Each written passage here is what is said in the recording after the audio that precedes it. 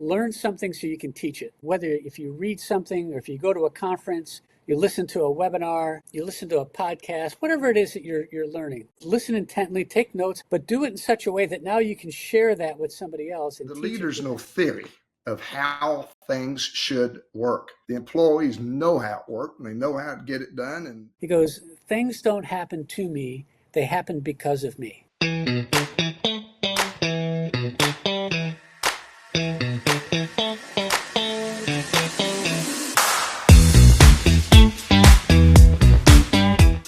hey, everybody, I want to thank you for watching the podcast and helping me on this journey. I really do appreciate all of you.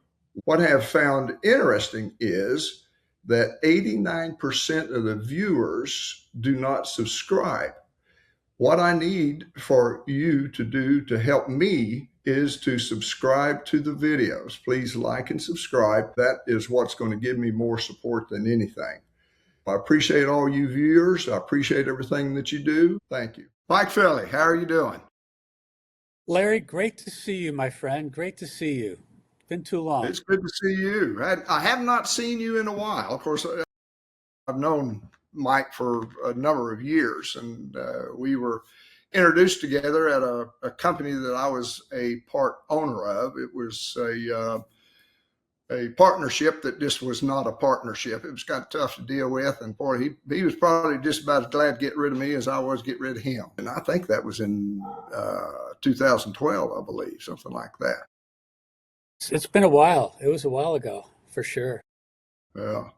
But it was good having Mike there because he was able to, talk to the group. And what I liked about it, I mean, it was confidential conversations, so because so many times, employees, they get and they're hesitant to really, tell what they feel and what's been going on and what they see that's what's going on. And what I have found out in talking to employees, and you, Mike, you probably feel the same way, that they know the heartbeat. They know what's going on, because they see it, they work it, they do it, they're involved in it every single day. And that's where I get aggravated sometimes as leaders, they go and then they start sticking their nose in it. And I've always said, they know, the leaders know theory of how things should work.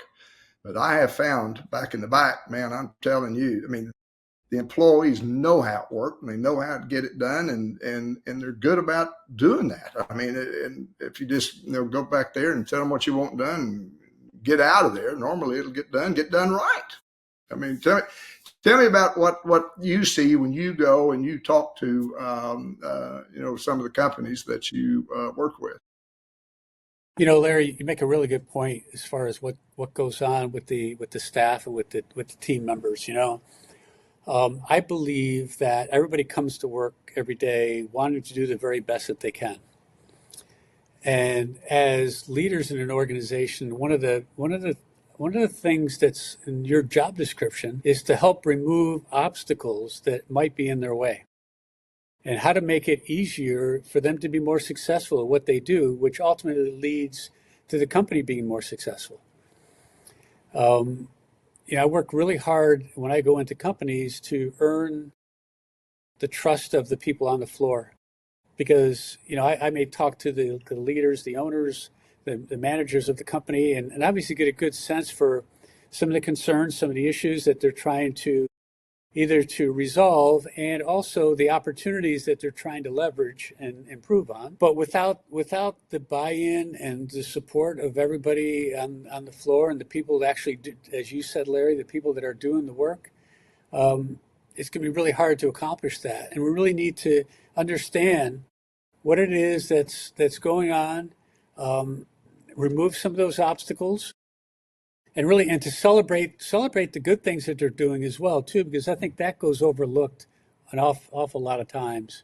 You may have seen that as well, Larry. We're always quick to talk about the things that aren't working. We don't burn a lot of calories on the things that are working, and I think that's a missed opportunity. Face it. If you think about how many times throughout the day, throughout the week, we're doing cartwheels for customers.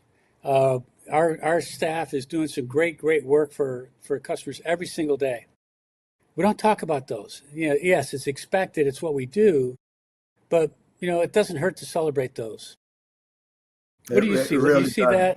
that? That's a big Oh, deal, right? big deal, and I think you know me well enough that being involved there, I always wanted a community that I would involve the employees in, and we'd have rewards, and make special announcements, and then we'd have hat day, or we'd have colored sock day, or something goofy, and they had a lot of fun in it. I know one time we had a meeting, and I think I bought 30 beach balls and blew them up and pulled them out of the closet as the meeting started. And I just threw them out there, and they were all bouncing balls up in the air. It just silly stuff. At that time, at Christmas, you can get those silly little sponge noses, where you look like Rudolph. And at Christmas time, I don't know, I bought a couple of hundred of those noses for everybody, and passed them all out as they walked into the door.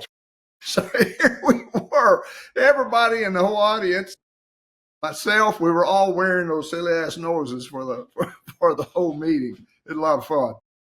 I wear one of those. I wear one of those all the time, Larry. I mean, it's not just for the holidays. It's the we can't overlook the human side of this. We're all trying to work together, right? And as leaders, we're trying to get. And I use this as an example a lot. So a bunch of years ago, when my kids were younger, I did a lot of youth coaching in lacrosse and ice hockey. And if you think about it, what you did, in those youth, and whether it's baseball or soccer, it doesn't really matter what the sport is. If you think about it, if you're coaching one of those teams, you're trying to bring together a group of kids from different backgrounds, different levels of interest, different skill sets, put them all together and try to help them work together to accomplish a common goal. Well, think about it for a minute. Isn't that what we do at work every day? Every We day. have a group of people, different skill sets, different levels of interest. Some really want to be there, some not as much, right? It's reality. And we're trying to work together to achieve a common goal. It's really it's not that much difference at all. No, Except for it's one thing. Except for one thing. I think the kids listen better.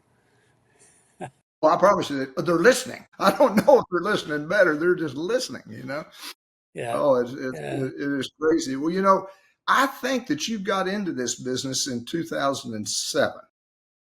Well, I got into the business a little while prior to that, was 1977. And the changes that I saw from 1977 to 2007, I mean, it was just phenomenal. There was that time period there, between about 85 to 95, 96, that 10 years right there. I mean, you could not print it fast enough. I mean, it was just, there was not a question on price. They want to know when they could get it. And of course, we were running what I call, pig iron, the big presses, that we were running. And of course, I had a 8-color 40-inch Heidelberg Perfector, that we just ran. I got it in 2000, and we still run that today. I mean, it's got billions and billions of impressions on it. Because it does good quality work, and it's affordable. Now, it's been paid for many times over. But I've seen so much change to that point. And tell me the kind of changes that you've seen.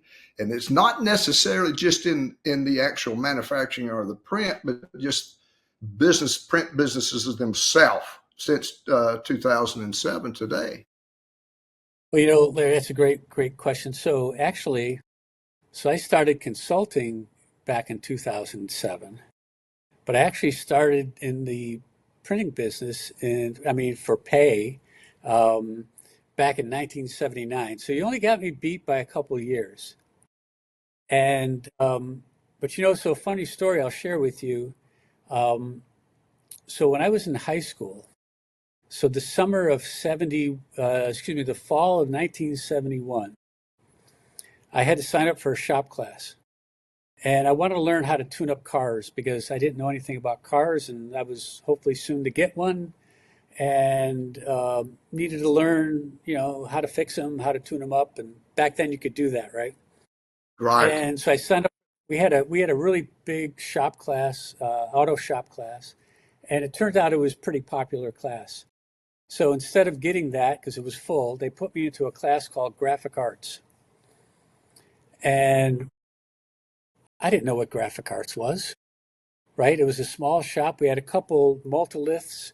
We had a dark room with some tray developing film, had a light table, had a rubber stamp machine, had a couple of screen printing frames, had some type, a handset type, had a small letterpress on a countertop, but had a lot of stuff on the wall from RIT. I grew up in upstate New York, and RIT at the time was one of the premier printing programs that you go to college. And by the end of my freshman year in high school, so the spring of '72, I had decided that I was going to be in printing and I was going to go to RIT. Never really thought of doing anything different, and worked summer jobs, running little duplicators and getting in the way and that kind of thing, and put myself through RIT and got out.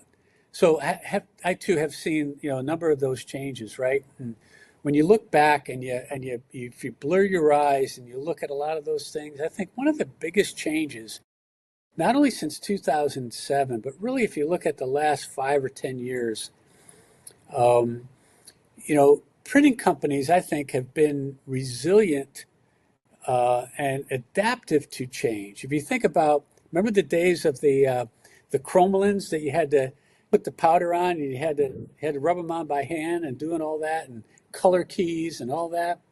We got through all that, right? We did anything that had to do with, for the most part, with technology, whether it was even on printing presses or even moving into digital and all that. We overcame a lot of those things. I think one of the biggest challenges that we're facing in the last 10 years, and even more so today, is from the outside world, from the customer standpoint, right? The way customers buy, the way they use print. Um, if you think about it, back in the day when you and I were selling, we sold to people who understood print. In fact, they understood it probably as good, as well, if not better than we did, right? And they were seasoned print buyer. That's what they did. They bought print. Today, it's a whole different world, right? And where the people who are buying print don't necessarily know how it's made. They don't need to know how it's made.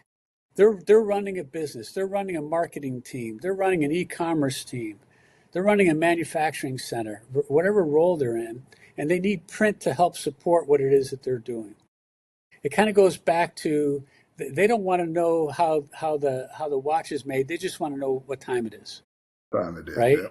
And I think it changes the role that we have as anybody on the printing side of things, is that it's no longer just sharing what your capabilities are and hope that they can figure it out.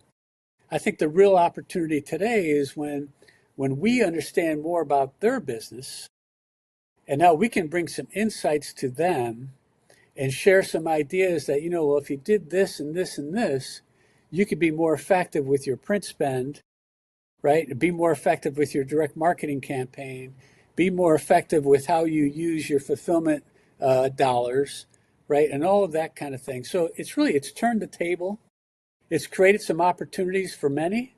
It's created some challenges for the others, right? Because it's a different game today than it ever once was. I still believe that we make money by spinning cylinders and generating clicks, but how we get that business and how we nurture it and how we grow it has changed dramatically, and it really has forced us to become much more of a much. It's really forced us to have much more of a business acumen, right? To understand our customers' business and be able to speak their language than it is really just rely on us being able to repeat what's on our website or regurgitate what's on our equipment list. Uh, they don't care what our equipment list is. They care It's less. meaningless, right? And Don't know what the equipment is, do not care what the equipment is or where it's printed. I think the other challenge that's really, particularly over the last few years, right?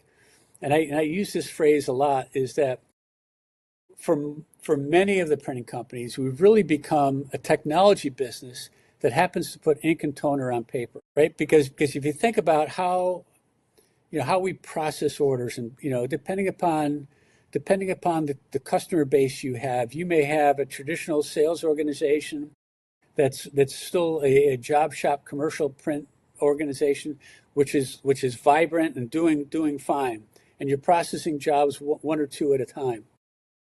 The other side of the spectrum, I've seen some companies that are processing thousands of orders, micro orders, every day, right? So the workflow automation challenges that come about with that are a whole different breed.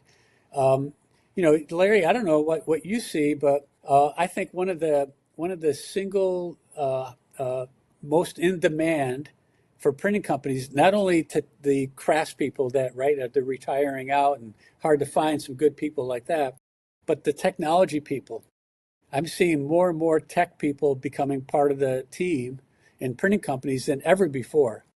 It used to be Oh, that's you had someone in pre-press who learned how to wire up the network, and they were responsible for, the email and everybody's printers and their computers and all that. And every once in a while, then we migrate to building out storefronts.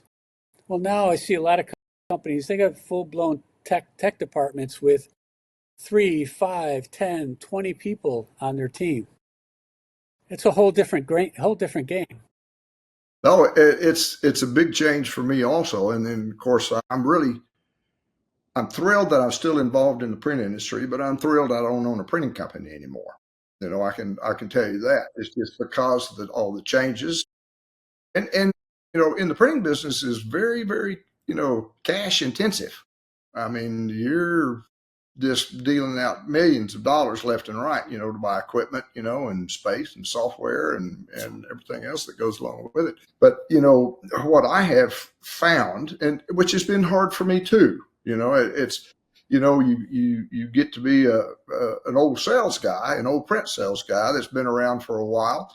And then with the changes that's go, I mean, you don't go into the front desk and say, hey, is Sue's here? Like say, hey, do you want to buy some print today? Oh yeah, give me 100,000 of these. Okay, well, then I got to make sure you bring me a proof. Not today. And they don't even say print me 100,000 and put them in storage or put them in the inventory, and they just say just put it online. I'll print it when I want to print it. Yeah. So it has changed so much. It's just been, and what's it going to be in 10 years from now? It'll be interesting, right? And that's actually why, like in 2007, when I started the Philie group, it was really to help companies get from here to there safely, right? It was that whole transition, and oftentimes it's companies that are doing well. They want to continue to keep doing well, right? I mean, it's important. How we navigate that change sometimes can be difficult, right? With all these, as you just described, and we both kind of shared, all the different factors that go into running a printing operation today, completely different than what it was 5 years ago, 10 years ago, let alone back in the 70s and the 80s. It's just a completely different drill. Yeah, it really is. And one thing I did want to ask you is I am just now getting involved in it, and I use it on a very limited scale for kind of what I do, but it's phenomenal. The AI that's the artificial intelligence that's been coming out in the different groups and softwares and different things like that.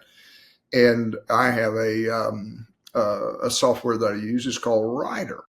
Very simple, easy for me to understand. I can key it up and I can say, hey, I want to start a mentoring program. What do I do? and then you say, well, do you want it in a humorous state, or you want it in a factual state, or how you want it? And I'm telling you, Mike, it's probably about 2 breaths of air that I have taken, and then it pops up. And then it has, and I can get in more than one version. I can say, well, give me 3 versions, and I can take it and I can look at it. So now, it helps me with my emails, and I'm extremely dyslexic, and I think I've shared that with you before. And being able to get something that's spelled correctly, hopefully, and then some kind of punctuation that's correct, and everything. It looks like you know what in the hell you're talking about, and everything. AI is a wonderful sales tool, is what I'm finding out. And I, just hope to be able to utilize it and learn how to use more of it. It's an accelerator, like particularly on the sales side of things, right? I'll give you a quick example. I was participating in a sales meeting this morning, remotely, and one of the fellows was talking about loyalty campaigns for casinos and gaming that they work with, and some of the things that he's done with that, sharing his experience, particularly with some of the newer salespeople. So while he was talking, I went into I think it was either Chat GBT or Claude, because I use both of them. And I said, what are 3 key issues that we should be concerned about when helping a client build out a loyalty campaign? Boom, right? It gave me those 3 things. I sent it to the entire sales team while we were having that conversation, and it just reinforced what he was saying, a lot of the same things, right? But it articulates it probably better, I know better than I could. But one of the things that I see with that, and I've just been dabbling with this with the AI things a little bit as well, Larry, like as you've said. But I think the importance of the prompts and what you ask it, and going back and saying, try again, or do it in this kind of tone, or summarize this, or instead of a long-winded answer, summarize it into 150 words, or doing things like that. And I think that it's obviously you're helping it learn, but it's taking your original thoughts and just helping to package it a little bit differently, and obviously in a much quicker way as well. But I think it's doing that. I like to play around with it so that, so one of the things, I may have shared this with you in the past. I really feel strongly about our ability to be a lifelong learner, right? Because I think that's important. We're always trying to learn things. And I think you and I chatted the other day, and you were telling me about one of the books, the Rebooting of America. I think that's one of the books that you started to read. I just think we need to keep learning those things. I mentioned a little while ago, I went to RIT, and when I got out of RIT, obviously I was going to be in printing, but I didn't know for sure what area I really wanted to be in. But there were 3 things I was dead set on. One was I had no interest in being in sales, never really wanted to live in a big city, and never wanted to stop learning. Well, so much for knowing exactly what you want to do. I'm 1 for 3 in my career. Fortunately, the one that stood up was about always trying to learn things. Sales and sales leadership and all that has been the majority of my career, for good, bad, or different. I've lived and worked in all the major cities on the East Coast for the most part. But learning is really, really important. And one of the things that somebody taught me a number of years ago, and I don't know what the exact phrase that this person shared with me, but my take on it, Larry, was learn something so you can teach it.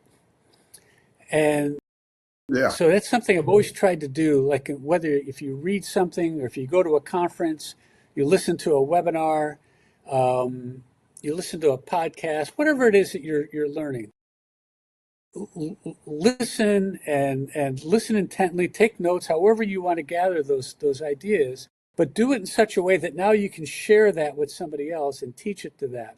And it changed dramatically how I went about things, because when you have to teach it, you got to really pay attention, because you can't wing it at that point, right? And for me, it just helped an awful lot with retention, and helped put it, because the other part was a lot of these things that either I was reading or listening to weren't really tied to the printing industry. They were more, business or self-improvement things, or different things of that nature. So I had to figure out, I had to listen and say, okay, how can I not only teach this, but how can we apply it to what we do in the printing space, so that it's meaningful and relevant to somebody I want to share it with, right? So that's been what I've tried to do for a whole bunch of years now. Still working on it, not very good at it, I don't know, but it's that the importance of continuous learning, and then not only learning for your own self, but now to take it and to try to teach it to someone else. I just think that, to me, it's gratifying as well, right? When all of a sudden you see that light bulb, click, and say, oh, okay, now I get it. Yeah. That's kind of cool. Yeah. How do we share, Larry, for both of us, right? As we get to the back nine of our careers, so to speak, what are we leaving back? What are we sharing? What are we teaching? What are we, the good, the bad, the ugly, so that people don't, it doesn't take them 40 years to get to where we were, right? And you talked about the youth. When I see these young folks in these printing companies, I mean they're flying. They're doing so well. It's really exciting to see. It's really pretty cool. I agree with you, especially on the youth. I've talked to. I mean, they're sharp. I mean, they are very, very sharp. So where do you think that people that are in the print business, I mean, what do they need to look at to enhance their career in, say, the next 10 years or so? Because things are changing so fast, and I mean, you just basically just grab it out of your rear end. Let me see what I think is going to take place. So do you have any comment or ideas on that? Yeah, I would probably, the focal point of that thought, Larry, would be based around being curious, and saying about the what ifs, because I think that part is important. Be curious about technology in your business, and surrounding your business. Be curious about your customers. How do they make money with the things that you produce for them? How could they make money with the things they produce with you? How should they be doing it if they're not doing it already? That curiosity, that appetite for learning more, and not being afraid to say what if, right? Um, that's one of the things I do with when I work with companies. One of the things I try to find out is there a safety net in this organization? And you say, what do you mean by a safety net, right? So if you think of in a circus like a trapeze, right? There's a safety net. So if they fall, they bounce off the safety net, and they get back up. Well, in organizations, if you try something, and if you try something new and it doesn't work out, is there a safety net there? Is the culture such that, okay, we gave it a try, because we didn't know? And I'm not suggesting reckless going off on all these different tangents, right? I mean, these are calculated different experiments or different techniques that we want to try to do better at. But how do we, through curiosity, through knowing what our customers will value, through knowing what our customers might value, what is it that we could do to bring something to the table that would make them say, wow, right? And I think that if you gather your team, and particularly with these, like you said, with the younger generation in there as well, combined with the institutional knowledge of your experienced folks, working together, I think it's I think it's limitless what we can come up with if we give them the opportunity. So from a leadership standpoint, where I'm going with this, Larry, is that we need to empower people. Yes. We need to give them the opportunity that, you know what, it's okay to be thinking outside the box a little bit. It's okay to be creative in some of the ways that you want to solve problems. Again, not in a reckless manner. Don't get me wrong. I don't want people, calling in or when they listen to this saying, Philly's just off the deep end. My shop is going to shut down tomorrow if we let people do that. That's not what I mean, Well, right? But a collective, a structured way where we can bring creativity to what it is that we're doing to help solve problems, to help anticipate problems, to be in front of our customers with new ideas. So here's where I'm going with all this too. I ask this of sales teams all the time, and you can just imagine what I get. Think about your existing customers. What was the last new good idea you brought to them that was not solicited? So unsolicited good idea that you brought to them, not because they reached out to you and said, "Hey, I'm trying to solve this problem," because we're really good at that. When customers come to us, we're really good at helping them solve that problem and overcome a challenge that they might have. But when was the last unsolicited good idea that you brought to an existing customer? And I'll wait that's for the answer. that's good. I wrote it down just now. The unfortunate part, we may wait a long time for that answer, right? Because we don't do that, right? We get mixed up in the day to day, right? We're getting jobs out. We're solving the problems of the day, the challenges that our customers are facing, and we're being very reactive. And we're being a really good partner with them. But we need to do more, Yeah, right? We we need to do. do more. We need to be in front of this, right? So to me, it's about we're really good at being reactive. All I'm saying is that we need to add a little bit more of that proactiveness to our day.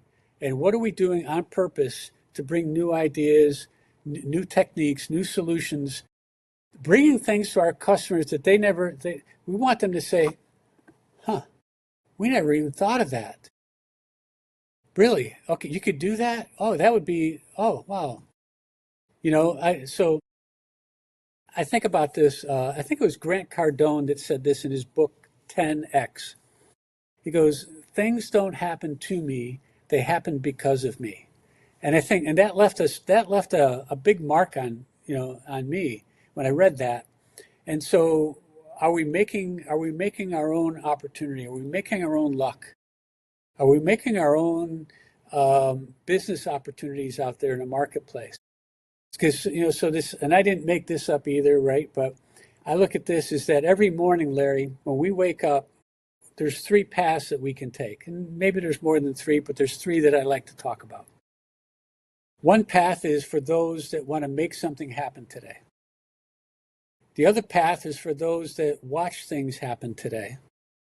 And there's another path for those that wonder what happened today. We have a choice every day. And guess what? I'm in all three, sometimes more, unfortunately, right? Because we're not going to be 100% every day. And it's just not being realistic, right? And there are going to be some days where I can't wait until tomorrow because I just want this day to be over. I get it. That's just all part of it. But proactively, we have that choice to make. And that's about not only what we're doing for our self-development standpoint, what are we doing for coming up with new ideas for our customers or our staff to make it better and easier to be successful in our organization. I'm not trying to be a Pollyanna here and just say, as a leader, you got to be just thinking about all that every day because as a leader, a lot of times you're spending all your day putting out fires, and I get it, right? But if we're not intentionally trying to work on those other things, it'll never get done. It just won't, right? So, Mm-mm, mm-mm. when we think about some of the things that change and some of the opportunities that are out there, it's about being, you know, let's be proactive on some of these things because if we don't plan it out, we don't anticipate, we don't build it into our calendar, it may never happen. I think one of the might be horrible to say, but one of the best things that happened for me and for a sales force is when COVID took place. So instead of just getting up and going out and starting calling on customers and have no idea where you're going, you just say, well, I think I'm going to go over there in the east part of town, and you just go over there and you walk into a building and you see somebody sometimes, not necessarily the majority of the time, but fairly often you would see somebody. But, now, the sales guy's got to be more organized, got to lay his day out. Has to learn technology and Zoom and Teams and everything to be able to communicate, because most of the buyers are younger, and boy, that's how they operate on all this. So just like me, it's taught me a lot. Well, Mike, give me some closing words. Of wisdom. You're pretty savvy. You've been around. You see a lot. You see a lot in sales. You see a lot in plants. You see a lot in leaders, and some good, some bad. But just give me a few closing remarks on the print industry and what you see. Yeah, I see that. Larry. First of all, thanks for inviting me onto this. First of all, you're a great friend, and this is like a conversation on your back porch here. Yeah, it is. Fortunate that over the last 17 years, and then over the last 45 years in this industry, have seen a lot of different things, been in a lot of different plants. My big pet peeve is having a bias for action. Don't wait. Oftentimes we know what we want to do. We have a gut feeling we want to do, but we're not quite ready to pull the trigger on it, not ready to make the decision. And I think that those that are doing really well and taking advantage of the changes in the marketplace today are the ones that are gathering the right amount of information that they need. And it's both gut, experience, institutional knowledge, and data today, right? Whether it's you're doing an ROI on a new piece of equipment, or a business, one of your business divisions, but it's getting the information you need, and then going ahead and not being afraid to make the decision and go forward. I'm okay with people making mistakes when they make a decision. The goal is to fix them faster than you make them, right? Yeah. But if you never make a decision, and if you're too cautious, you'll miss opportunities. I have a saying that I do, so I'm fortunate. I've been able to contribute to Printing Impressions, and I write a blog on Wednesdays for them. And you'll see on a lot of my closing remarks, I said that doing nothing is certainly an option, just not a good one, right? Because, bias for action. And I guess for me, it goes back to a long time ago. When I hadn't been in the business that long. We had just bought our first house. This was back when mortgage rates were like 18%. Yeah. So, it was, but that's what it was. That's what, and I was in a shop, and we got called in on a Monday afternoon at 3:00. And they said, as of 5:00 this afternoon, we're shutting down. And I was like 6 months into a mortgage. That was my first house and all that stuff. And man, that gets your attention real quick, right?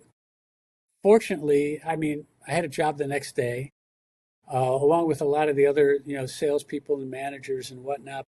It still sticks with me today that, don't wait for something to happen. Make something happen. And that's if anything, that's one of my key messages to all the people that I meet with and I work with on a regular basis. Sometimes I have to kind of temper that a little bit, because not everybody's ready to make those decisions. You need to kind of gear down and read the room, so to speak. I get that, and I totally respect that.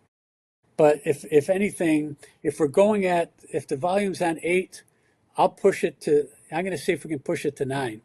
If it's on 10, just like they said in Spinal Tap, let's see if we can push it to 11. Because it's, And it's always, how can we be better tomorrow than we were today? And what amount of work and effort are we going to do to make that happen? Because we're in this business, right? It's not a job that consumes your lives. It really doesn't. Printing companies, it's not a 9 to 5 gig. It really isn't. No, no. So if you're going to do it, let's do it. Let's do it well. Let's be the best that we can be. Let's not stop. Let's not be average. We don't wake up. Yeah, I think today I'm just going to be average. No, let's be the best we can be. Why not? And it doesn't mean we're going to hit home runs every day. Don't go in there with the intention of trying to hit a home run, then, maybe just stay home today. Yeah. Well, I think that every day on the top of my paper when I'm working, when I sit down every morning, I write kind of bolder type, make today count. I mean, you get 24 hours, you get X amount of minutes, X amount of seconds, and X amount of hours. And you've got to utilize those because they're non-renewable, non-refundable, so you better use them as much as you possibly can. I mean, how in the world I got to be this age so quick? And being in this business that long, it's just nuts. Absolutely nuts. Well, Mike, I tell you, go ahead. Actually, Larry, I want to add one final thing, and it kind of goes back with the learning part as well. Yeah. And also that bias for action is I believe that, what we know, and especially for you and I, right? We know what we know.